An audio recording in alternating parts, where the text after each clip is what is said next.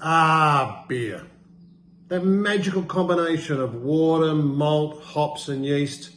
But this beer is uniquely different. You see, this beer contains special ingredients that make it particularly healthy for your community. But don't just take it from me. Evin Craney is the president of the Independent Brewers Association, and I recently caught up with him to discuss why, when you and yours are having a cleansing ale or two, you too should ask for indie beer. Cheers. Oh, so good.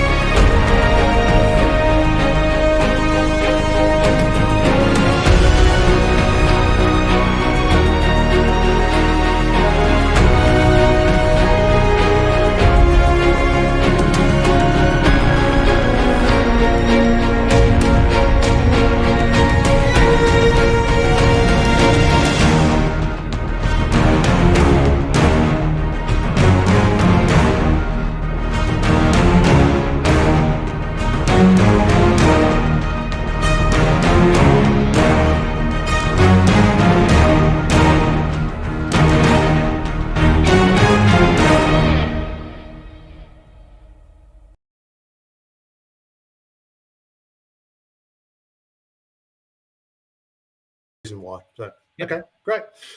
So I just wanted to throw. I'm a bit of a stats person, so I just want to throw a few few stats that you correct me if you're wrong, because lies and damned statistics. I know Yep. how it all works, but I found some reports that so the beer manufacturing in Australia sits around about 8.7 billion, of which there's a couple of large players. I think we'll refer to them as Asahi and Lion now, and then just those big two going forward, Yep.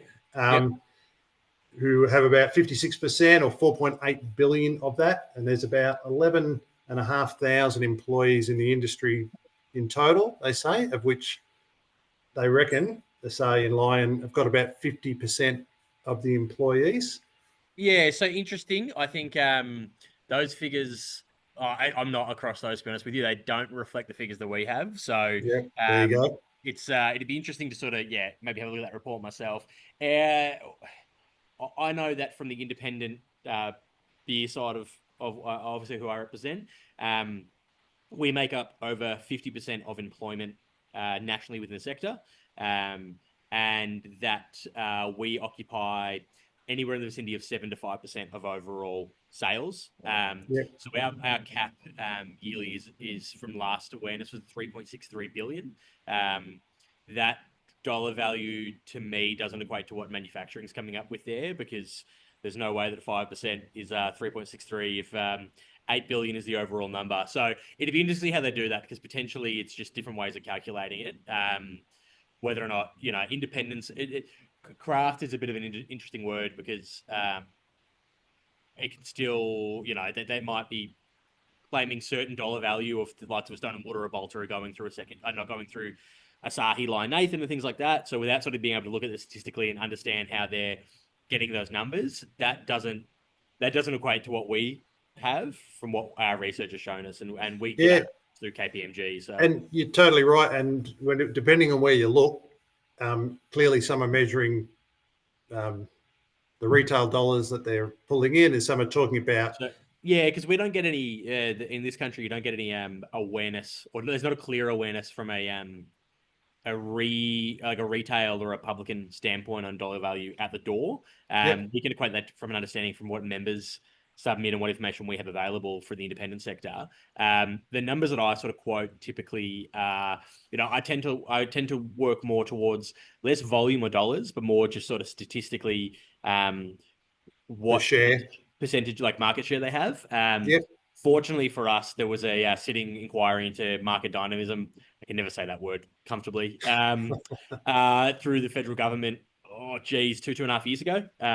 So whilst that might not be exactly the same now, by self-admission, the two large breweries were 90 to 93% of overall market share by volume. And that's their own numbers. And that's the first time they've gone on record, as far as we're aware, ever stating their numbers. So Yeah. I tend to work off that because if you had to take me to a court of law, I could say, here's a transcript directly from the horse's mouth that says this is the value to which we assume ourselves.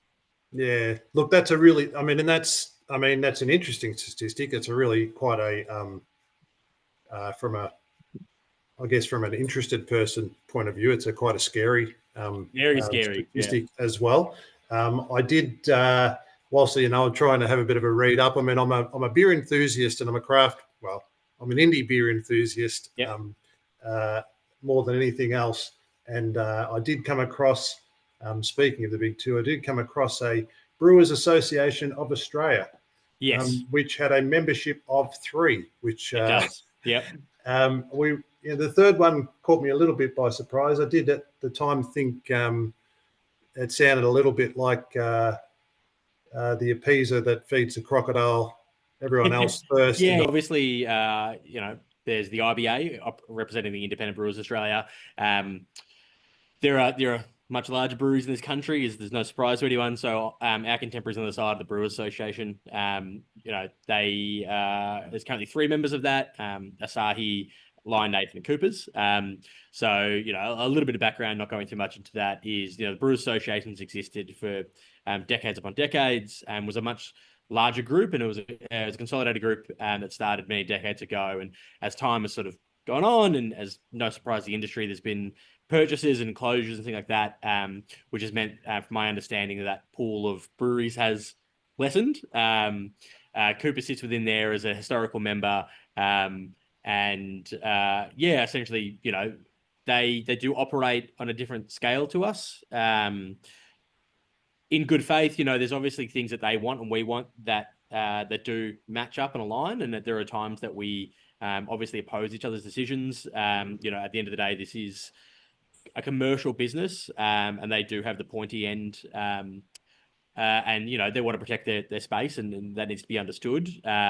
So from an IBA perspective, we do work closely with them. We've got initiatives that we've been working on the last couple of years, mainly Beer Australia, which is something we've worked really closely on with them to start aligning from a federal government position. There isn't a home for beer in federal government, but there is a home for wine.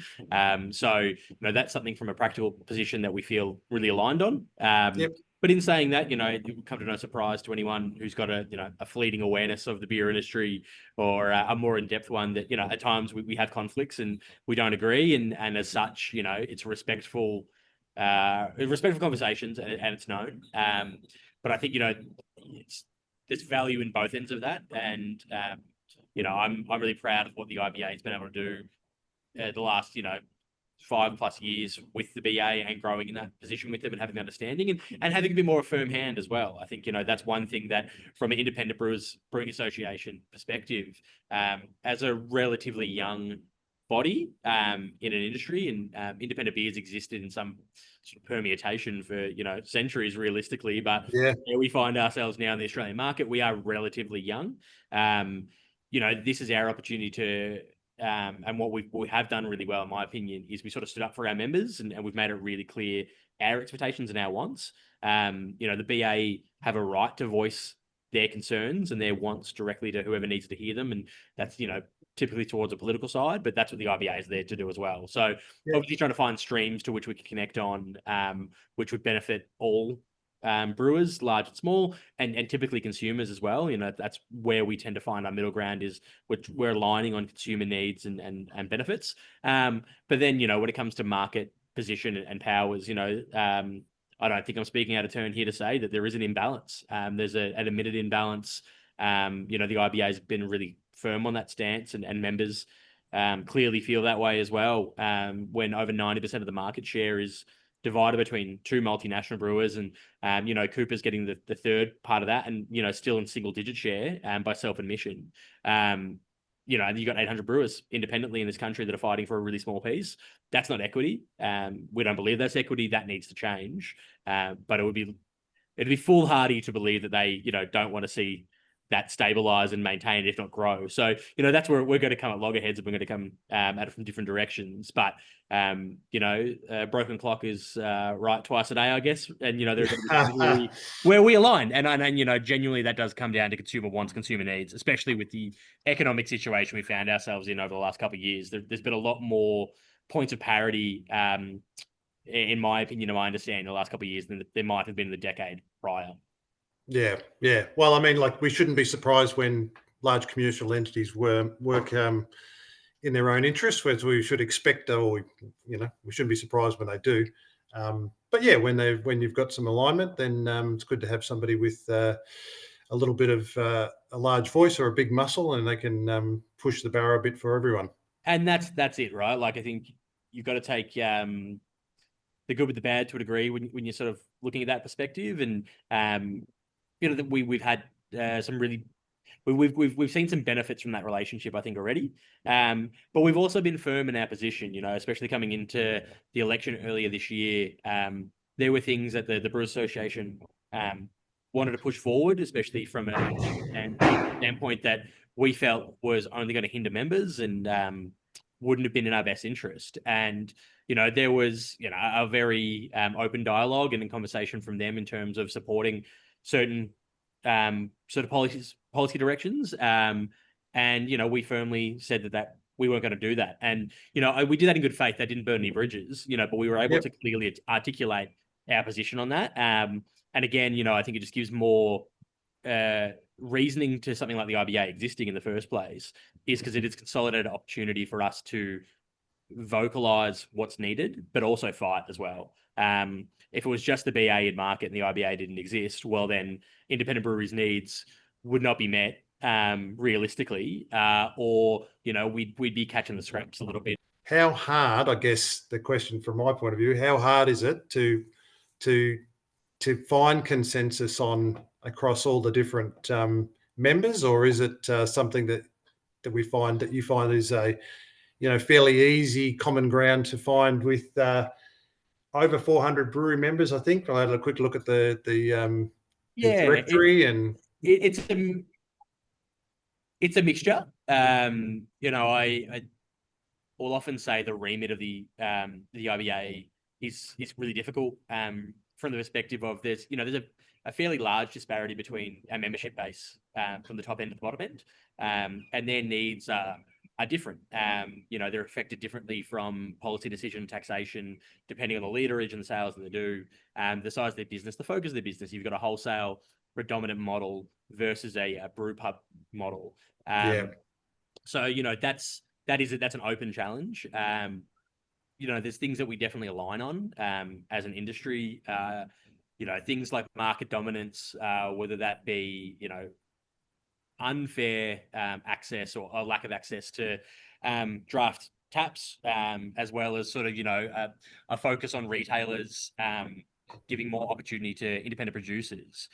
Whether or not you have a wholesale business model that supports a need or a want to go and sell your product elsewhere, I think there's an overall moral alignment from members that just benefits all, big or small. But then that is something we do work on, or we do consider. And from a board of directors standpoint, we have directors in all the bands and sizes, which is really important to vocalize that from the smallest to the larger. and one thing that we just actually finalised about a week ago was we did an annual survey of our members, which speaks directly to our strategy as both an exec team and as a directing a directors. So that informs decision on what we're going to focus on, and that allows members a direct opportunity to annotate and discuss with us what we need to focus on, and allows us to have a much clearer understanding of what we should be putting our time and effort behind. So it's never perfect. We look at it from a multitude of angles, and then it's also got to understand, at times where when and where is the press. For us coming into the federal election, there was a lot of noise being made around the ever growing twice yearly excise tax. The mainstream media really picked up and run with that, and with that, we were seeing an awareness that from a independent brewing position we just hadn't had in market, and from consumers as well, we were able to speak to a wider audience with that, and it was becoming part of the lexicon of the campaign for both major parties. So that's when we really wanted to fight for excise reform, and we did get some wins, which are great. It didn't go far enough, and that was unfortunate. We're very hopeful to continue that, but to be honest, when you look sort of 12 months prior to that, what we were being told to what we did receive, we took some really big steps in the right direction. And while excise, doesn't affect every single member because it really comes down to the volume of production, Yeah. it's important for us because at that stage we had the opportunity to speak to it. And everything that benefits one member should benefit all members in some degree. So, the top end of town, if they are getting reductions in excise and we can make their business more stable, that does help with the funding of the IBA that allows us to fund resources and opportunities for smaller brewers. So, that's part of it. But, it's understandable, I'd say, for, it to be a pretty difficult, for people to understand, it's pretty difficult to appease the masters. And, I do believe we do it the best way we can, and we do it in an open and transparent way. But it's a challenge. It's a lot of things happening that we're always working on. So There'd never be a point in time where it's all aligning and everything's okay either, mate. I imagine it's a changing landscape and you're moving from one challenge to the other. So it's I don't envy you, but I certainly am glad that there's people like yourself that are putting their hand up and taking on these types of roles. So I don't know if there's ever going to be utopia. I think anyone that goes into it doesn't exist, mate. Don't no, and I think anyone that goes into any election cycle, and whether you draw your line in the sand and you have one team or the other, it doesn't matter who's going to win. Not everything is going to be fixed. Things can get better though, and that's what we're working on. We're always working on making things better. And to be honest with you, a lot of that just comes down to awareness. That's what we're is a lab for all members to have that understanding, to get in front of the right people. Because if you don't, you're not going to be heard. And I've spoken about this openly in different media before. You need to seek it, and then you need to speak it. And that's again why an association like the IBA, from my opinion, is so vital to the longevity of an industry. Because that singular voices are great, but collective voices go further. 100%. And awareness is a great concept, but it's always, I think everyone, it's always that harder to achieve than it is to actually be conscious of the fact you need it. Yep. Just got to, and from a for myself, I've spent the better part of 2 decades now in beer, which is kind of crazy to think about. So, a very acute awareness of the problems and the challenges that face us, and ever growing as well as, you get older and you start to see the economic changes and political ramifications of decisions. It's a lot different when you've got kids and a mortgage and you start to look at the longevity of the thing that pays you. And I've been really fortunate to be supported to go and seek meetings and have conversations with politicians from a state and a federal level. And the one takeaway that I tend to have is that they just, they don't have the awareness because, they've got a million other things going on. And then I have it because this is all I do and this is what I know. So my job is to explain that and bring them there and do it in an easy and simple way and show them the ramifications of decisions they're making long term for constituents and for small business in this country. But yeah, like I can't. The amount of polys I've sat down with that I do believe in earnest when I've explained to them our plight have just had no awareness to it and have assumed, um, unfortunately to our detriment, that there were different standards and benchmarks and things in place. It's one drop, one bucket is the way that I sort of put it for beer. We all get lumped in, no matter our size, no matter Yeah. who owns us, and that's not practical when you're looking at small business versus multinational. No, totally not.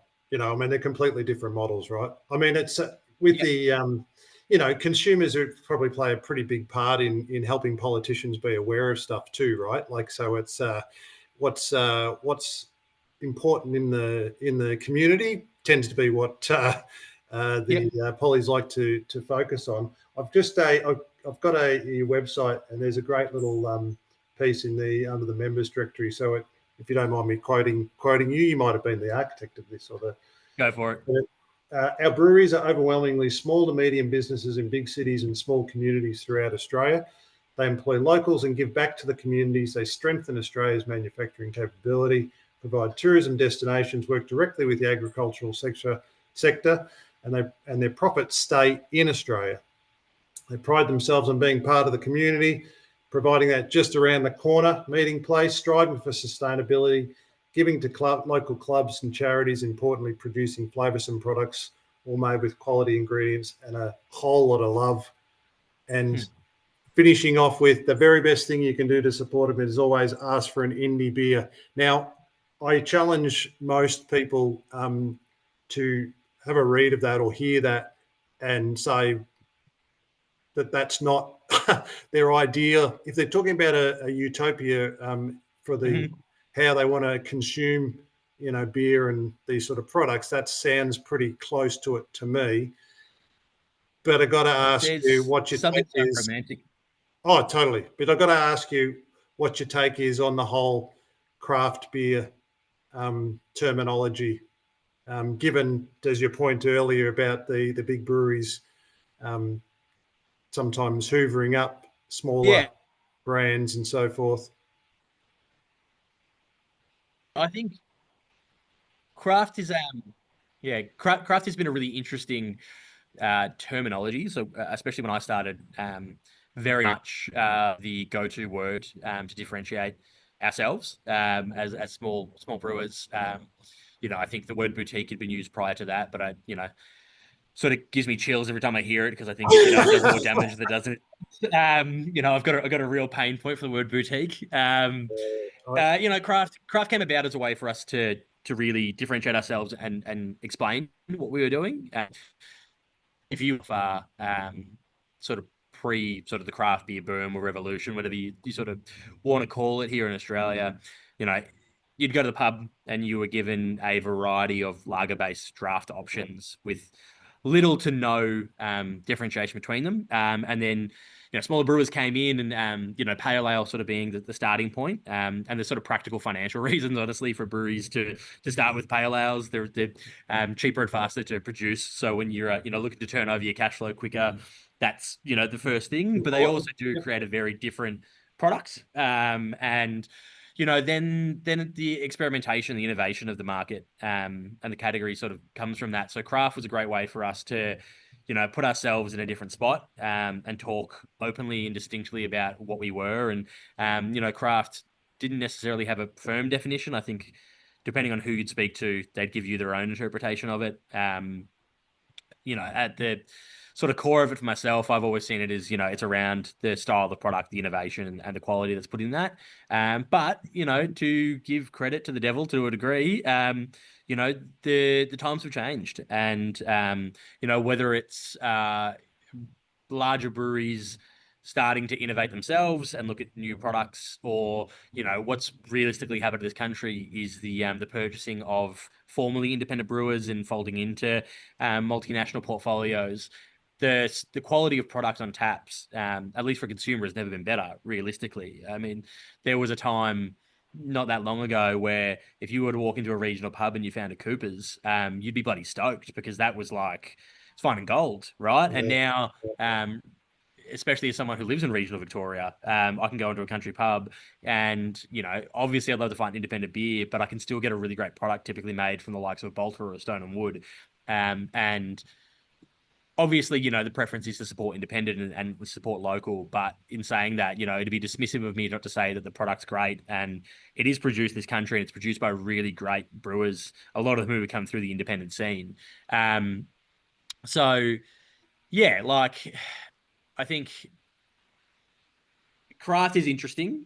We've definitely pivoted to independent, and from my perspective, and to go back to sort of what you were reading before off the IBA website, I believe it tells a more transparent story. That's for me again.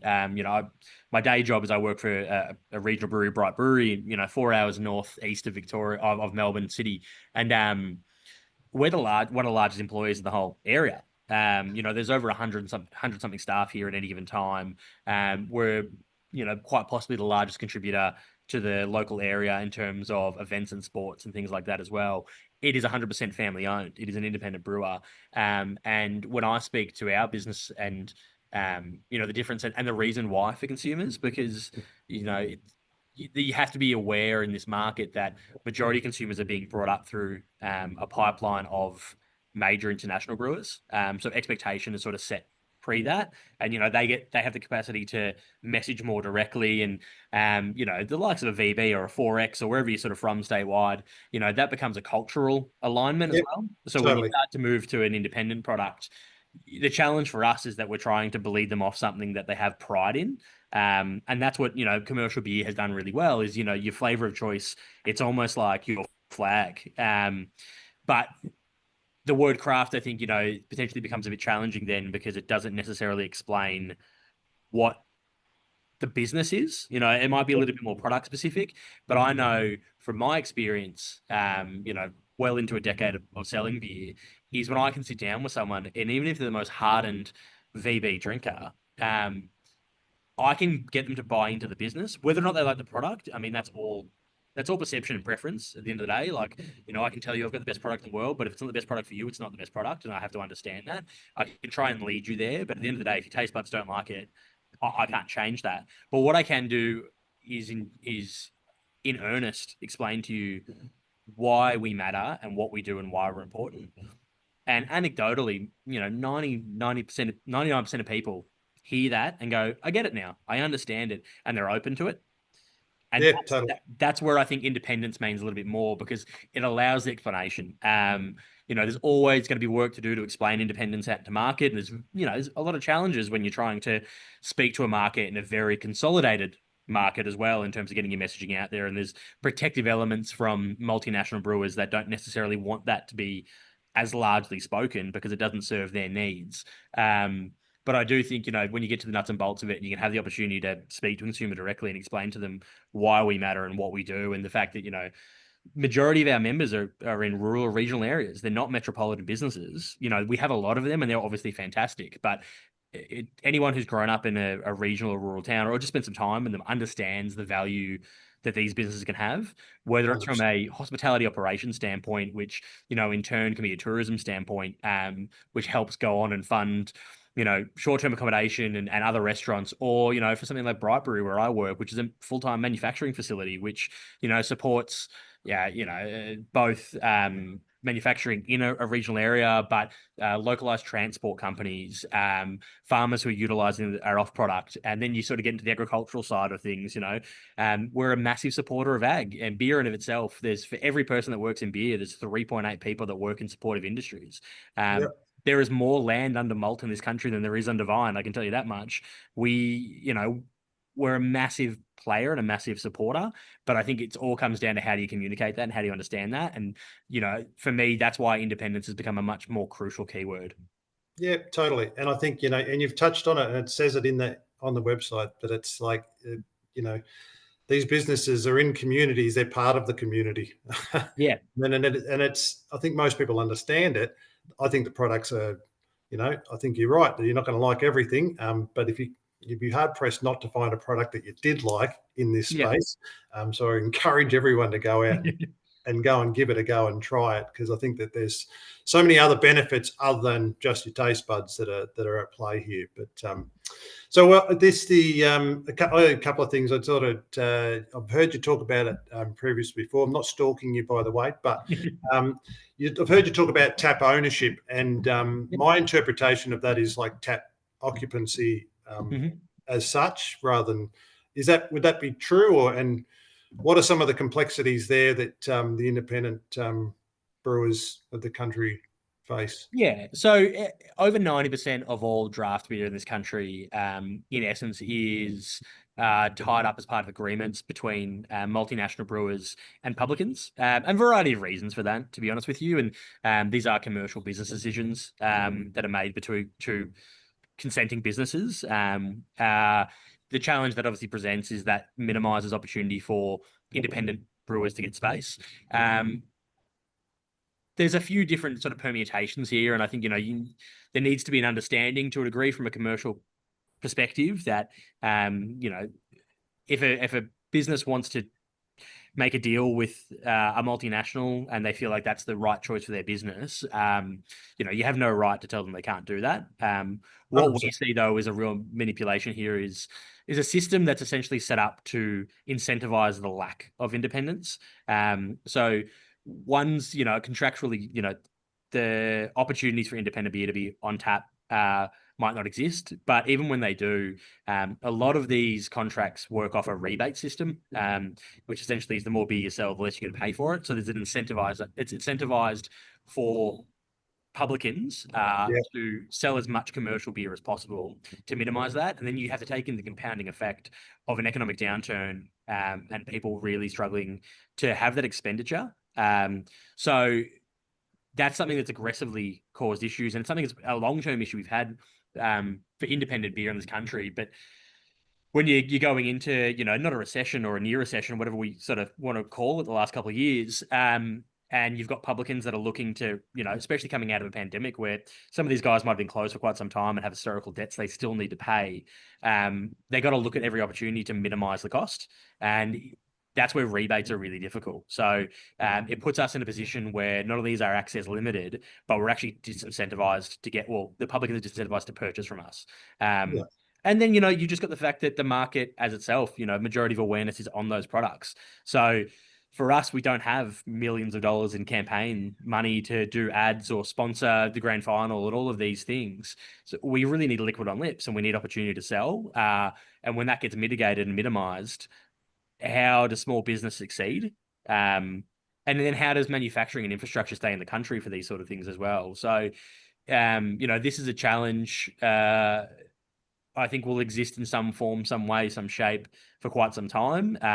We have called on the ACCC and they have listened to investigate, and we fully expect that will be something that comes through the pipeline, hopefully relatively soon, just to look at it, because it does disproportionately affect small business and small brewers, these contracts and these stipulations.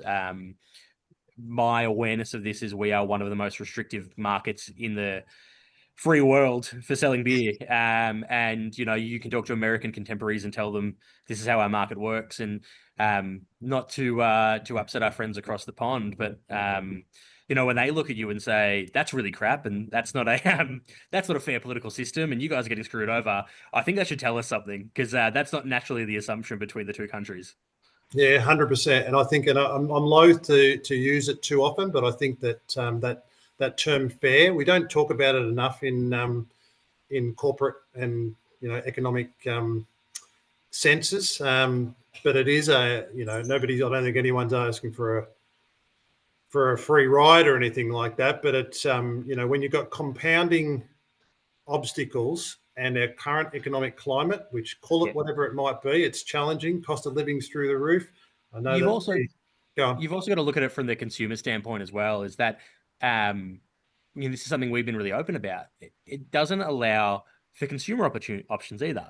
So that's something that's minimizing market access and market awareness, but it's also it's minimizing consumer capability to purchase, which means realistically that's a challenge in of itself, and that's questionable, right? If you've only got access to 10 products, and I know their portfolios are larger than that, but there are key products that they want to push through their pipeline. Um, if you're a good consumer and you've only got those, well, that doesn't feel like an open market to me, and that doesn't feel like a fair market to me.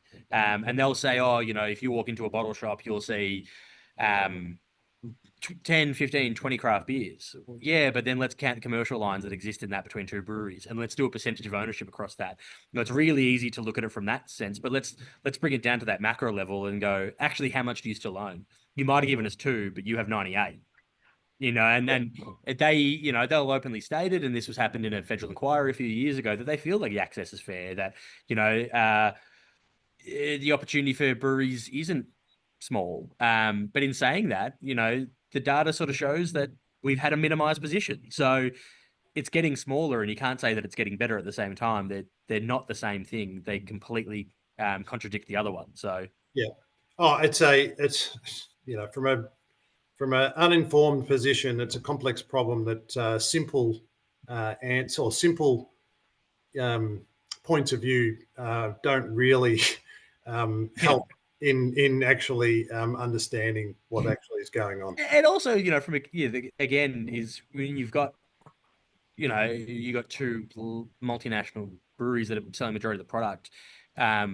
There's no collusion involved. Like, it's not that, but it does start to set a market expectation for price too. So, if they're sort of dictating the price because that's what they need to sell it at, to make their margins, to meet their shareholder obligations and all of these, there needs to be questions asked from a consumer standpoint. Am I getting the best deal? Hmm. Is this a great situation for me? Is the price of my product relevant to how much it should cost, or is this servicing a a pool of investors who are looking to maximize their return? And in a product like beer, which is by its own nature, it is an everyday product, it is an every person product. I think, not putting this in the space of bread and milk, but the claims can be made for an adjacent perspective to be taken on it. Yep. Um, and I think that does get lost at times. Yep. I think it's a common issue that I think is across a number of different industries and product lines and so Yeah, it's forth. not just us either. Yeah, which as a country, I don't think we deal with those sorts of things terribly well. In fact, I think we like to put our head in the sand a little bit. We love duopolies. For some reason, we do. Speaking of distribution, were we speaking of distribution, or have I just tried Well, to to a degree, I think it's to a all part degree? of it. So there's obviously, when you talk about duopolies, there's not a duopoly. They will tell you in the supermarket distribution and so forth, but there is obviously a couple of significant big players there as well. And not wanting to preempt it, but I was a little bit surprised. I was just having a little bit of a look into some of the detail about some supermarket-owned brands and stuff like that. Now, I'd never heard of any of the brands that they were talking to, thankfully. But it did take me back to some stories I was reading last year in the wine industry, where we had some labels that were sort of like, try to choose my words carefully now, fictitious or creative in nature, where they were trying to give a sense of a historic or family background and selling a product that was basically bottled in a factory somewhere, nondescript. Are we, I guess there's 2 points to that. How hard is that retail distribution for the independent members, and also is there any fear, or not fear, but do we see a rising challenge in that distribution market because of their power, with sort of white labeling everything? Yeah, listen, I think it's a difficult question because, again, there's commercial realization that needs to be made. For those of us who've grown up in Australia and saw the Black and Gold brand, I mean, that was vertically integrated product through independent retailers. It's part of it, and it would, again, it's foolhardy to sit in a world and say that, again, there's no utopia. Like, they have every right to make those products. They have obligations to shareholders, and you need to be acutely aware, especially in a downturn market as we faced, that decisions might be made to reflect necessity from a commercial space. Also, there's a lot of independent brewers, and obviously we want as much shelf space as possible, but it's a lot of balancing act. And at the end of the day, I personally have worked with both of the major supermarkets and their teams, and had some great success through that as well. And my experience has been these are all people still at the end of the day. Right. Thankfully it's not AI and it's not robots, and they're not making these decisions in a vacuum. More is always going to be better. Again, the challenges I think we face are so much around market access that one can feed the other to a degree. And from the perspective of a draft market supporting a retail market from that sense, if we were to say, listen, 40% of the draft market's opened up tomorrow and independent beers are going on, that's going to make it a lot more viable for retailers to support us too, because then we're getting our product out to market. So, I think some consideration needs to be given to them in the sense that, it's hard for them at times to market our products because we can't market our products and we don't have that access. Consumers need to be able to pick it up and go, okay, this is a home brand product. Black and Gold was a home brand product. You knew what you were purchasing. And then, again, it gives even more relevance to the word independence in the IBA. And the reason we have our independent seal is so consumers have that awareness. And that's something that we're obviously working on constantly, is to try and ensure that, it's difficult. Again, you're trying to get this message out to as many people as possible. And you have people on the periphery of our industry and our category that don't know the ins and outs and don't understand these things are happening. So, our job as an association, as an industry as well, is to try and explain and teach and show them that this exists. My hope is that at a minimum, be able to walk into a Coles or a Woolworths or whatever store it looks like from a big box standpoint, and you might see a can on the shelf or a bottle, whatever that might be, and it says home brand. It says own brand. It has a Coles logo on it. I think that's just for consumer transparency. It is really important.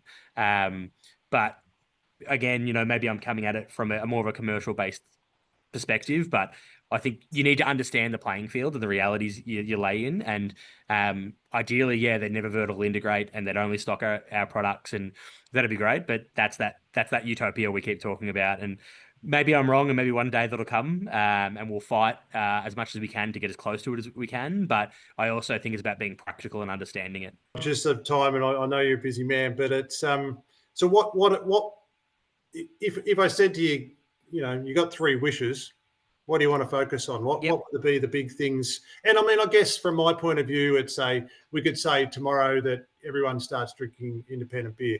But if we try to keep it to a practical lens about what you think is achievable as well, yeah? Yeah. Yeah, so I think there's a couple of major things, and this might end up being more than three. We're just going to put together. I think, off the bat would be federal excise reform. So in this country, we have antiquated laws around excise, which not only problematic from the sense that, it's ever increasingly milking a cow that's running out of milk. But what it does is it affects consumers. Yeah, it affects consumers because it drives prices up.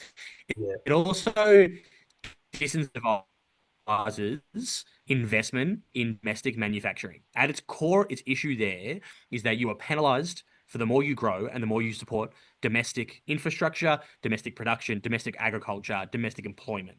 So, from the jump, there needs to be a review on that and understanding. And smaller businesses right now are being disproportionately affected and essentially penalized for doing good business and growing in a difficult marketplace. So, that obviously affects a certain percentage of our members who are at that excise cap. But I think, the awareness I would drive there is, if you're a brewery, you're on the smaller end, you never want to find yourself in a position, from my perspective, that you're on a wave of momentum. And the reason that you can't have your business grow and you can't reinvest and you can't succeed at another level is purely because the government are going to tax you to the point where you can't exist if you invest more into the economy. That to me is a baffling perspective, and that's something that we've spoken really openly about from a federal political standpoint. And that'd be an initial hope. I think for everyone, market access, improving, having a look at the rebates that exist out there, having a look at the situation that we find ourselves in for market access and allowing that and getting greater opportunity from both an on-prem and an off-prem retail standpoint as well. It's only going to create more opportunities. And again, it's going to help grow the local economy and the domestic economy if breweries can make more beer and sell more beer. And it's also going to be great for consumers. They're going to get more choice. More choice creates more innovation creates more quality. Everyone will win, and it will create a better competitive playing field where the value to consumers will only get better the more access we have. Even if you drink VB and Carlton Draft, it will force major breweries to lift their socks because they will now have to compete in a way that they haven't had to before. Competition breeds better. And I think, that's something that can sometimes be a little bit lost. They're, straight off the bat, they're probably the two big wishes. And then, I don't know, from a third perspective, without sort of getting this gets really to the weeds of things, and we haven't, probably the time to go into it, but I think CDS harmonization, so the container deposit schemes that are run state by state. Right. I'm glad you we told me what get a that national. wanted for. Yeah. Yeah. So that's probably something that I think you do a whole podcast on that. That consumers probably don't really have that direct awareness of, but those schemes are they have some really big challenges for small producers. So each state has a different system, which requires completely different administration, which is a burden and a cost to businesses to operate in. Beyond that, what it's done, and I can speak from a Victorian standpoint because our CDS program is now a couple of years in, is essentially just added an additional cost to the bottom line of a small business. We do not get any consideration or, I guess, discount on size. So we're treated the same way as Coca-Cola Australia is for our product, which has meant that for breweries that are producing packaged product, they now have to pay an extra tax. And that extra tax, is likely to go one of two ways. It's either going to be put onto the consumer, which means the consumer is paying more. And even if they're getting a 10-cent refund, by the time you margin out, the cost to us or anyone who's doing it, it's going to be more. So you're actually effectively getting less for your value. Or you've got those that are eating it because they're really struggling in an economy and at a market where they can't put their prices up because they're worried that's going to make really, it's going to make even bigger challenges for them to succeed. So then you're asking people to take less money just to stay afloat, and that's problematic. So CDS harmonization is something nationally to look at, and with an abject view from those administering the scheme to understand that size matters in this perspective, that small businesses shouldn't be treated like major international conglomerates. I don't understand why when I package a can of pale ale or lager, I have to pay the exact same fee as Coca-Cola. To me, that doesn't make sense. That's not equity. That's a misunderstanding and misalignment. And I think what CDS has done is it's sold a really good story on the benefits to consumers from you get your 10-cent recycling. But what it hasn't done is really explain what the flow-on effects have been for small businesses, local community businesses, and the challenges that it has had. So I'd say, off the bat, those are the three. The CDS one's probably not the sexiest thing to talk about, but, it is a very, it's a nuanced situation, it's a difficult situation, and it's one that doesn't get a lot of attention, unfortunately. Well, So I was going to say, I think most people would not be terribly aware of the impact, right? I mean, it's not something that I was thinking of. And it's, this is the importance of actually talking to people who actually understand what's going on in the industry and ensuring that there's a voice for these type of issues, right? So, hey, you are the master of quips and sayings and so forth. I'm looking forward to getting some liquid on my lips this weekend. If you can take one thing away, if you can take one thing away from the conversation in terms of trying to support small breweries and independent breweries is, just have a second look when you're picking up something off the shelf or you're grabbing a beer off a tap. Look for that indie seal, which the IBA website, or if you just did a little search for, you'd be able to find really quickly, and that's a great identifier. But then, just maybe have a second thought when you're purchasing your beers this weekend and the weekends going further. Is where is this dollar going, and who's actually receiving it? And is it staying in Australia, or is it going to a Japanese country, or just sorry, Japanese business? So that's something that I think as a takeaway at a minimum, yeah, just a bit of awareness on where your money goes and where your beer comes from. Yeah, 100%. Mate, thanks very much for your time. I really appreciate it. It's been really good to touch base, and it's Good luck with all the endeavours with the IBA and so forth. It's hopefully everyone will get out and drink some more independent beer. I know I will.